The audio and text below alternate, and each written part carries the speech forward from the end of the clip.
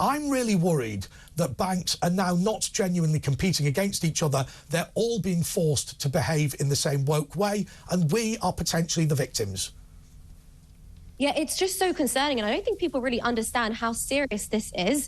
If you don't have access to a bank account, you simply cannot operate in society. It's completely impossible. When you go after somebody's money, you go after their livelihood. I don't know how Nigel Farage is going to go ahead and, pay for groceries, how he's going to start accepting money for his business. I don't know how he's going to be paying direct debits and electricity bills when, the winter comes. It's literally impossible. We are moving towards a cashless society. We saw even during COVID that was a catalyst. It sped up 10x. People just aren't accepting cash anymore. And, you mentioned wokeism. I think you're completely correct there. It really is about having the wrong opinion. Only the other week, the Bank of England made a statement saying that all the genders can get pregnant. I'm not sure if you saw that. Number one, why is a financial institution getting involved in social issues? I'm sure they should be focused more on soaring inflation in the UK. And number two, that's just absurd. It's not scientifically correct. And so it can only make me believe that the Bank of England believe in some kind of woke social agenda and therefore have an agenda and are clearly going after all these individuals, politicians, political commentators, people in the church that you mentioned, going after them because they hold the incorrect opinion. And I'm so glad that we're having this conversation because, sometimes people don't care. If it doesn't happen to you, you don't care. Andrew Tate, for example, he had his bank account shut down and nobody cared. Now Nigel Farage is having his bank account and more people are talking about it. But as soon as you have the incorrect opinion, they will come for your money because money is the only way to disrupt somebody's life. Layah, has the world changed in terms of corporate Britain, corporate America, or have we just noticed it because of social media? That's a really great question. I actually think the world has changed. I think at the turn of each decade, things have gotten more and more bizarre.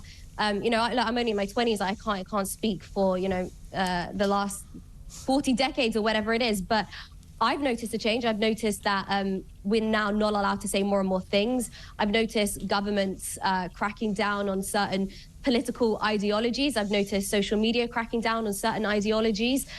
Banks are now getting involved. I mean, you tell me, did banks shut people down for having the incorrect opinion back in, 2006? Well, do they have this rule in America? Can banks shut people down in America? Because I wouldn't have thought in America, the dollar is king. Well, I believe Kanye West has... JP Morgan didn't want to bank with Kanye West because he said things about Jews. Yeah. But my opinion on this is that, like I said, it's literally impossible to operate in a society if you do not have a bank account. It's just impossible. And so I think that actually having a bank account in the Western world should be a right. Yeah. There should be some kind of court case if a bank wants to shut you down. Because, of course, if you break the law, then you should have your rights taken away. We see that people go to jail and so on. And that's a good thing. And so the same, I think, is with a bank. If Nigel Farage has supposedly done something criminal, then OK, let him be banked for the minute, but take him to court. Have a judge. Let's do this in a fair trial. That, aren't they? And understand. But it's become like an authoritarian. It stinks, doesn't it, of coming from China, that sort of authoritarian dictatorship type state, doesn't it? Well, the West absolutely love China. I think it was Justin Trudeau of Canada who actually admired China's policies. We copied their COVID lockdowns. We copied their vaccination rules. And also, we're copying their central bank digital currency. So if you think it's bad now what's happening with these shutdowns, it's going to get worse with the central bank digital currency, which they're working on. What worries me about all this is the way that regulators who don't regulate have started to regulate. Let me explain what I mean by that. Look, I've got a friend of mine who went to prison for fraud, right? And when he was released, I met him and had a drink with him. The reason is because, he'd been released. Right, so fundamentally, if he was still considered to be dangerous to the public, he wouldn't have been released, presumably. Similarly, he has now served his punishment. If his punishment was not stiff enough, then, speak to the courts, speak to the probation service, not me. But what you tend to find now is people go, well, Nigel Farage hasn't done anything wrong. Nigel Farage isn't a convicted criminal, but I have just decided that I don't like his relationship with Russia, which, by the way, has been thoroughly disproved to have been in any way improper. But I happen to now decide that the police are wrong, that the courts are wrong, that the judicial service is wrong, and I'm just going to enforce my own kangaroo court. I think it's insanity. It is insanity, and in my opinion, I think it's just going to get worse. The system and the people in it are getting more and more woke and more divided. It's why I'm a huge advocate for Bitcoin, because with Bitcoin, you don't have to trust that a bank or the public opinion is going to turn its back on you. Bitcoin is completely decentralized. Well, what about gold? And nobody... What about buying gold? I mean, that's a safe way, isn't it? Well, gold is good, but gold is like holding cash, so you can't really do anything with it. You know, you can just look at it and it looks pretty. You can always sell gold. Yeah, but for money, nobody's really gonna buy goods and services with gold. You can't pay your electric with gold. You can't pay your employees across the world with gold. It's not a medium of exchange like Bitcoin is one. Let me understand the argument in favour of cryptocurrency. So I'm going to tell you what I think, and you just tell me whether I'm right or wrong.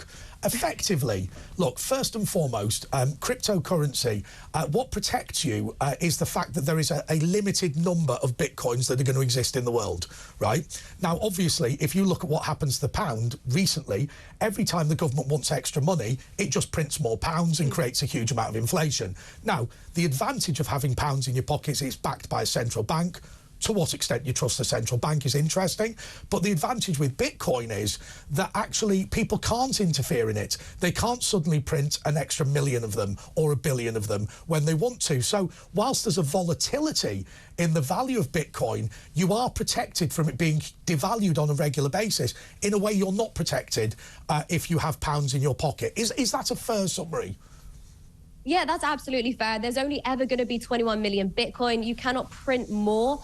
It's also backed by the math and code of the network. It's also backed by the fact that it's completely decentralized. So there's no one entity that just doesn't like your opinion in one day and could just turn your Bitcoin off, which will happen with a central bank digital currency. And that's the most powerful thing about it. So no matter what your opinion is, you are free to use the money.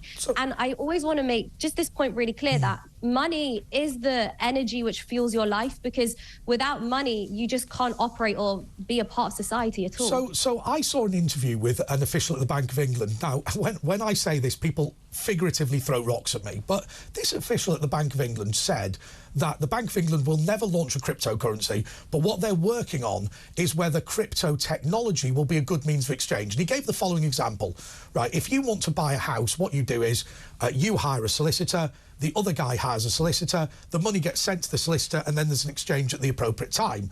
If you were to do that by blockchain technology, you could literally send the money immediately and the contract would go immediately as well. He gave that example. Now, to me, that sounds like a sensible use of the technology. But I imagine you're going to tell me that the fundamental problem with this is he's lying, and the research that's going on at the Bank of England is actually to launch their own cryptocurrency in competition and under the control of the British state. Is that your position?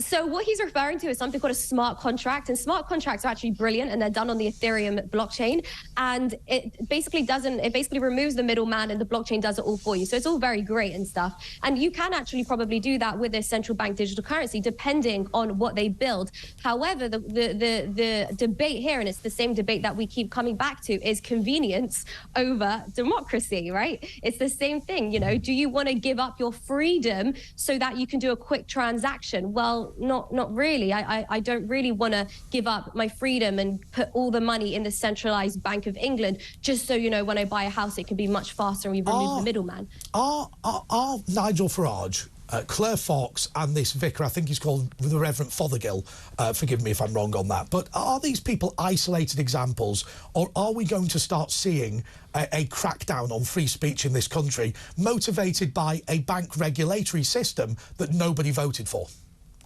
Oh, we are absolutely seeing a crackdown of it, completely. We're seeing it globally. And, you know, you asked me, has it always been like this? And the answer is no. It's getting worse and worse as the years go on. It was around 2010 that all this political correctness and wokeness started to get worse. 2020 was when it became acceptable to start locking people down and forcing them to take experimental medicines. And it's just going to get worse. Salami slicing, isn't it? A salami slicing our rights. Right. And then we'll wake basically, up and they told us at the World Economic Forum that they want us to own nothing and be happy by 2030. The writing is on the wall. They are literally telling us. And so I'm so happy that we're having these conversations, because we weren't having these conversations back in 2019 and 2020. Only recently, in the last year and a half, 2 years, are British media really talking about this, and so it's getting worse. Now. So I'm not one of the tinfoil hat brigade, but the problem. Neither am I. No, neither am I. I just want to make that clear. But what worries me is this, right? So I'm not into all this one world government and all this sort of thing. However, the slight problem is there is a trend here, isn't there, to be obsessed with climate change. There is a trend here to be obsessed with international organisations. There's a trend here to be obsessed with, I don't know, wars for oil or whatever it is. But basically, all the world leaders get together. It's fashionable to all agree on these things, and then they go back to their own country and just implement it, even when people are not very happy about the situation that they're being faced with. And what's really frustrating is, if you look at a lot of these policies, every political party completely agrees, and therefore, you can vote for slightly more tax in Labour and slightly less tax for the Conservatives. But if you are fundamentally against the idea of international organisations telling you what to do, vote whichever way you like. You're not God's choice. Exactly. And you know what? Unfortunately, I don't vote for that exact reason. I don't vote anymore. I used to vote, but I don't. How I do vote is with my money. And so I don't really leave much money in my British bank account. I don't really leave much in my American bank account. I leave most of my money in Bitcoin, because governments don't have money. They only have money which they print and money which you leave in their custody. And so the less money that I and hopefully everybody else chooses to leave in their custody, the less power that they have. Because you are completely correct. It doesn't matter who you vote for. They're doing the exact same thing. I think Boris Johnson was probably one of the most left-wing politicians we had in the end. He locked us all down. It was unbelievable. Rishi Sunak is just as worse. It's truly unbelievable. The whole thing with Ukraine, I mean, to me, it's just all rubbish. Are you pessimistic about the future then? We just spoke to Stevie Wolf, who's pessimistic. Is it all going to end in hell in a handcart? Are we all going to hell in a handcart? Is that where it's going to go? It's a great question. I'm not pessimistic. I think that we're going to have two parallel societies, the have-nots and the have-yots, as I like to say. People who want to do everything that the government says, and people who chooses not to do everything the government says, like myself, who chooses to go make money by themselves, so they're not relying on any individual, and doesn't leave money in a central bank. So for me, nobody can shut me down. Nobody can tell I don't have an employer, so nobody can tell my employer that I said something naughty on the internet, and so I should be shut down. And so I try as hard as I can to be a sovereign indivial, so that I will be in the have-yots part of society as opposed to the have-nots. But the slight problem, Layah, you are a highly gifted individual. You're somebody who can write books, who can trade currency. What about the ordinary man on the street who just wants to go to his normal 9-to-5 job and bring up his kids? You're not pessimistic for yourself, but it sounds like you'd be relatively pessimistic if you were him. Yes, I would be. And I think governments are destroying the middle class right now. That's exactly what they're doing. People who have saved, their life have now absolutely nothing. And so that is why I do speak a lot on the internet about this. I do think there are plenty of skills that people can learn to make money online and basically save themselves and save their family. And I talk about this all the time. And so the best that I can do to help other people is through my content, through education, teach people, about Bitcoin, how to hold Bitcoin, how to custody it correctly, so that when crazy exchanges go bankrupt or run off with your money, like we saw with FTX at the end of last year, you will still be safe. And so I do feel a level of responsibility to spread this message as much as possible, so that, yes, the average man on the street is able to save himself. So Layah, look, first of all, what I always say in these cases, obviously, if you take financial advice from a political commentator like me, then you're a fool, so you should absolutely not do that. But buy high, sell low. But what worries me, I think the problem with Bitcoin is this. Look, I get the concept, right? And I get the idea that you don't want to be in the hock to a central bank, which is just going to print lots of money and devalue your currency. The problem is there has been a huge level of speculation in Bitcoin, which has left it extremely volatile. And there have been people who've gone in and literally made it into a Ponzi scheme. They've gone in and said, I'm buying Bitcoin today because it'd be worth 5 times the amount tomorrow. Now, for me, that volatility and that short-termism has damaged the reputation of Bitcoin. Yeah, it's a great point. But overall, let me put it into a bit of perspective. Bitcoin is 14 years old and is currently trading at $30,000. It survived the financial collapse of 2008. It survived COVID.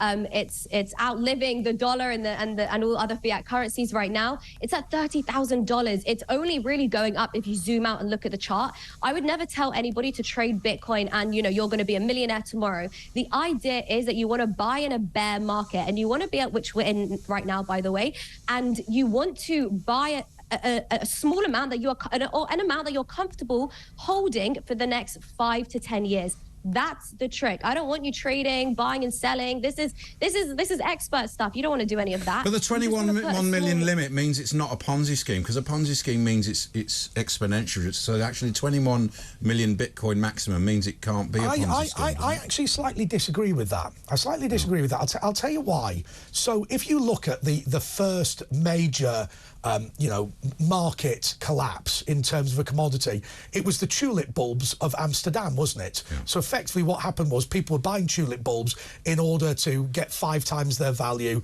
2 days later. And then in the end, the whole thing collapsed. Now, my argument would be this. First of all, there is still a use for tulip bulbs, right? So the fact that you've traded it beyond where it should be traded and turned it into a Ponzi scheme doesn't mean that the product itself is worthless, and it doesn't mean that it needs to be a Ponzi scheme. The problem you've got with Bitcoin is that people have traded it in an irresponsible fashion. It doesn't mean that Bitcoin has no use.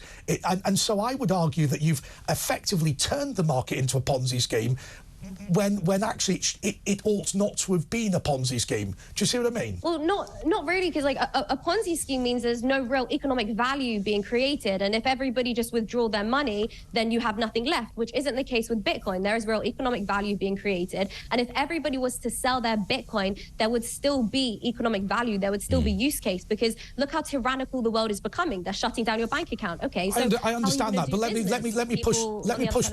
me push back very quickly. Look, first of all, there is undoubtedly a use for Bitcoin, right? There's no doubt about that, right? It's a system of exchange, and it has its advantages in the same way as the pound has its advantages, it has its disadvantages. They are different, and you are a strong advocate for it. But I think that when people are literally buying it on the belief that it will go up 4 times in the next 3 months, that's when it becomes dangerous. And I think we really ought to say to people, and by the way, Layah, you've done this today, if you want to buy it and go long term, that's fine. But actually, if you're buying it in order to make 50 times the amount you've got now in 3 weeks, then actually you really ought to think much more carefully. But I think just because people trade it irresponsibly, I don't think that should mean Bitcoin is an irresponsible asset. I agree. That's just, that's just irresponsible practices. And perhaps that's something which, the establishment might want to teach in the education system, how to be responsible with money. And that's interesting that they don't teach that either. So, I would say hold Bitcoin for the next 5 to 10 years. I help my friends buy Bitcoin, and I say to them, okay, you're going to put some money in. I want you to give me money which you're not going to touch for the next 3 years. I don't want money which you need tomorrow. I want money which you're happy to put away for 3, 5, 10 years. And then over time, you will make your money. The money will go up. To what extent, Layah, look at the chart. Layah, to what extent are you interested in Bitcoin because you genuinely believe it's a good investment? And to what extent are you interested in Bitcoin because you genuinely believe that actually this is something that we should all adopt as a system of exchange for political reasons? So I'm very political at heart. I'm a freedom maximalist. I'm a libertarian. And so my interest in Bitcoin actually comes from political reasons. Right. And so that actually shows me that drives my belief in the use case. And then I look at the technology and I say, wow, it really is decentralized. There's really only going to be 21 million coins. This fits my political ideology. This fits how money needs to be. And I'll also just add to this. I actually look at Bitcoin as more of digital gold than I do as a medium of exchange. Of course, right now it is a medium of exchange, and I do use it as a medium of exchange. I accept a lot of payment in Bitcoin. I pay employees in Bitcoin, and that's fine. However, I don't think Bitcoin is going to be the currency of the future. I think it's going to be the gold of the future. So where do you think it will be in 5 years? I mean, you just to advise everyone, you could lose all your money in Bitcoin. Well, where do you see it in five years' time? 5 to 10 years? Great question. Okay, so this is the way I look at it. I think so. As in a year from now, in April 2024, yeah, that's a year from now, we're going to have a crazy event called the Bitcoin halving. It happens every 4 years, and basically what happens is the supply that the miners the supply that the miners will put out into the market is halved. And so now a massive scarcity event happens, and that usually sparks a bull run. So for the next 2 years, I think Bitcoin is gonna run, and we're gonna see it past $100,000. I think early 2025, we might even see it hit $200,000. I think the market's probably gonna crash mid 2025 once it hits around $230,000. It'll probably crash back down to the previous high of the previous cycle. So I think it'll probably crash around to $70,000. Okay. So wow. in 5 years, sell at 230. There you go. Well, sell whenever you feel you've made good money. But you could lose all your money. It's advice. Don't get greedy. Okay, Layah Heilpern, thank you so much. She's an author of Undressing Bitcoin. I just want to make something absolutely clear. Obviously, Layah is a sophisticated investor who understands the crypto market. You must not, under any circumstances, take financial advice of somebody you've seen on the TV or heard on the radio. Yeah. More next.